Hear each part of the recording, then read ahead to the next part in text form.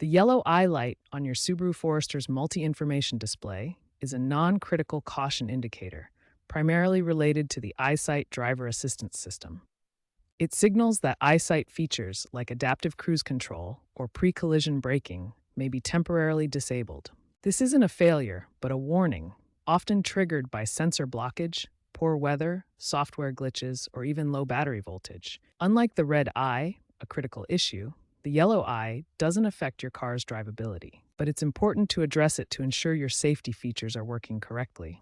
Subaru's EyeSight system uses optical and radar sensors to monitor the surroundings, and this light prevents unsafe operation of ADAS. Begin troubleshooting the yellow eye light by consulting your owner's manual for specific codes and guidelines. Next, clean your windshield and EyeSight sensors located near the rearview mirror using a microfiber cloth to remove any dirt or obstructions. If the light persists, perform a calibration reset through your vehicle's settings or visit a Subaru dealership. Check for available software updates using the My Subaru app or through your dealer to address potential glitches.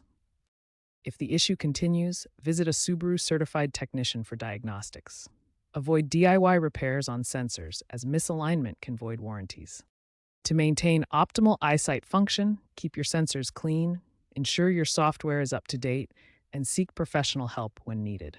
Note that many 2023 to 2025 Forester models have enhanced EyeSight version 4.0, which is more sensitive to environmental factors and can lead to false positives.